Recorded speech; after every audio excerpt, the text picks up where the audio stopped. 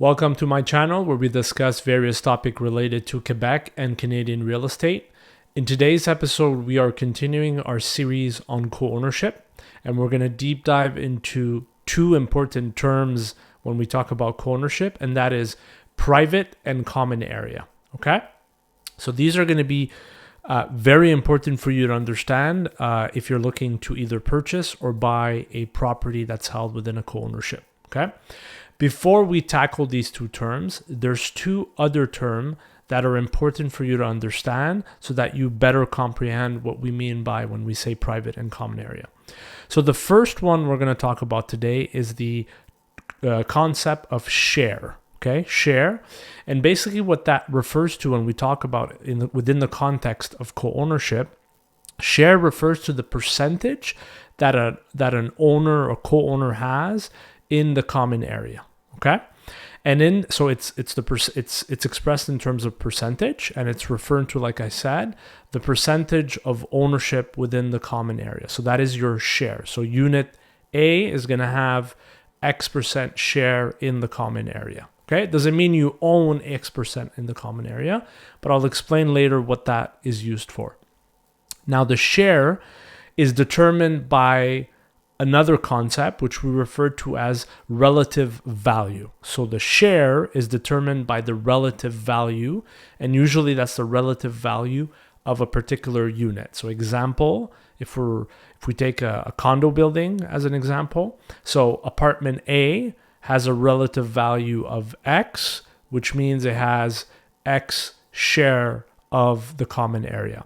And the relative value is usually determined by comparing that unit against other unit. So example, if your unit is 1,000 square feet, and another unit is 500, well, expect that the unit that has 1,000 square feet has twice the amount of share within the common area than the other one. That also means that the relative value will also determine the amount of the condo fees or the co-ownership fee that you will have to pay as the owner of that unit. Okay?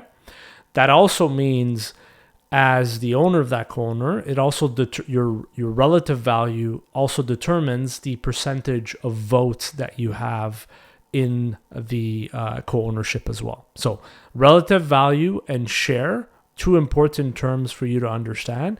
And we said the relative value is determined based on comparing your unit to other unit in the building, and there's various factors that are used, and it's expressed in percentage, and it determines the condo fee, and it also determines the number of votes that you have. And by the way, all those information, all those elements, you will find them in the declaration of co-ownership. And that is why in our first video in the series, in the second one, I dedicated an episode just to talk about the co-ownership declaration. So that's why it's critical for you to review that document when you are either buying or selling a co-ownership, a divided co-ownership in this example. Okay, so now that we talked about shares and relative value, let's get into the meat of the topic today, which is private area and common area. What are the difference? It's important for you to understand that because the private area and the common area will have an impact on the value of the property. So if you're looking to buy a condo unit, understanding the private and the common area will help you understand the price that you're paying for. So when we talk about private area, usually so either private area or fraction, it's referring to the same thing.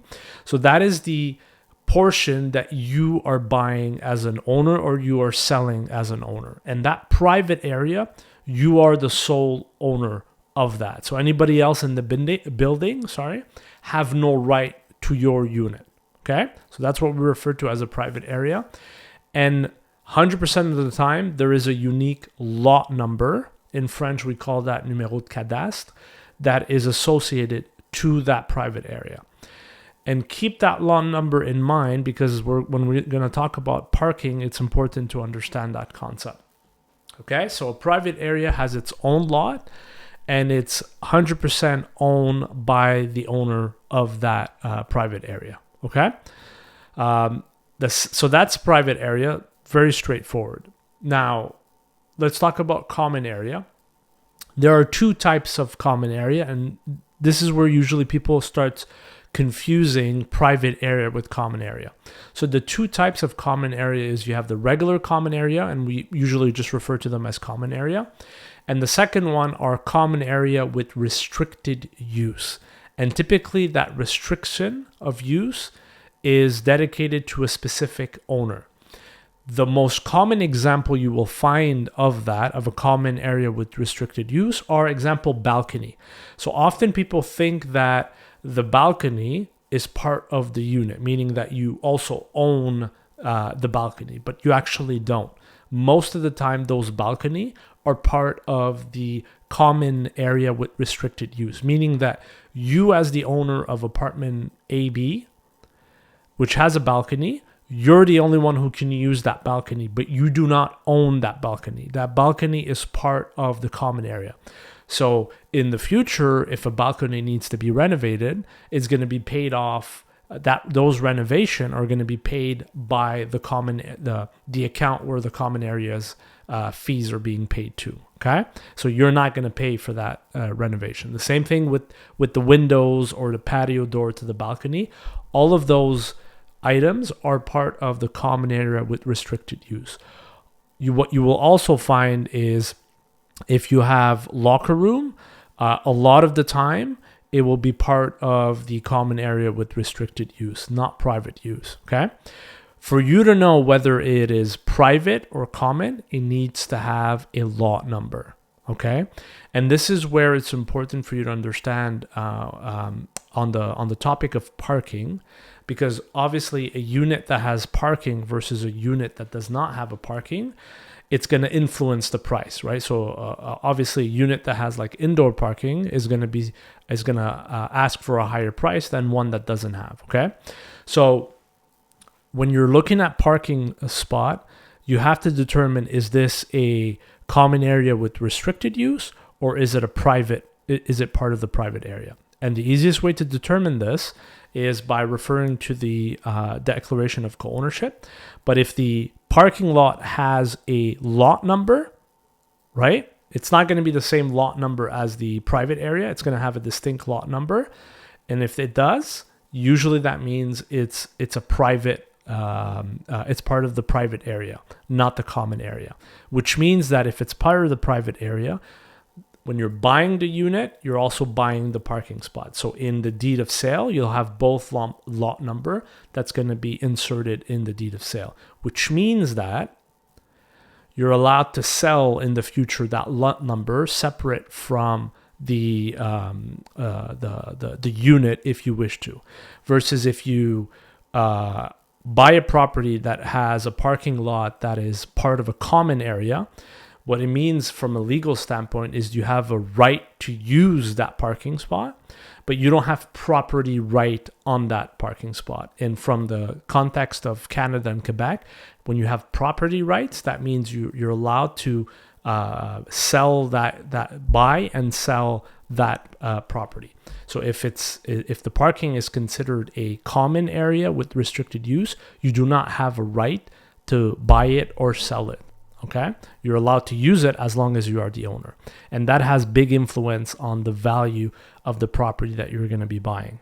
Okay, so very important for you to understand. And that's why, again, everything that I talked about today can be found in the declaration of co-ownership, right? So this is a document, folks, that is important for you to read, not just look at the cabinet, the countertop. Yes, those are things that are important, the size, the view. Obviously, those are important, but you also need to look at these other documents to know what you're buying. And obviously, if you're working with an experienced broker that understands the world of co-ownership, that is also going to make sure that you're not getting yourself into trouble. So I hope this video was helpful and informative. I'll see you in the next episode. Thank you for watching.